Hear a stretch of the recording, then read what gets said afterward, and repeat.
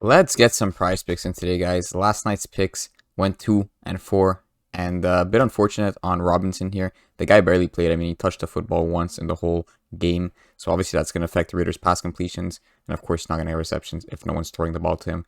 I think he had a headache or something, so they weren't utilizing him as much. Anyways, went also with Brown and Goff on the under because I said Brown was more juiced towards the under, and you can see they both hit together, obviously in the wrong direction.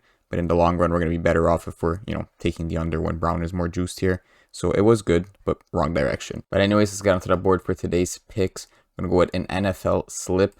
And tomorrow, we got some NBA, so stay tuned for that. Like and sub, we're going to get the NBA. Hopefully, it's a good season. So get into the NFL for the picks. I'll go right on the OddsJuice dashboard. We're going to be doing a little bit of a correlated slip with this. So the first pick you can see here is Brock Purdy over passing yards. And we also see Christian McCaffrey over receiving yards. So we're going to pair those two together. Cam Akers under rushing yards is another pick. So we're going to start and build a slip.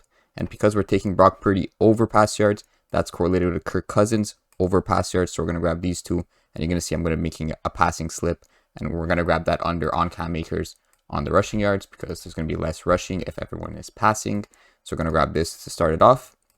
All from the OddsJuice dashboard with Christian McCaffrey. So these are the first four slips. And just to complement these picks, who's Brock Purdy throwing these passing yards to? His main wide receiver, Brandon Ayuk. We're going to grab him on the over 74.5 receiving yards. And then for Kirk Cousins, you want to complement him with either Addison or Hawkinson. I'm going to go with Addison. And I'll show you the value on this on Bet365. So on Prizepicks, if I throw an 80 here, I'm making 2K.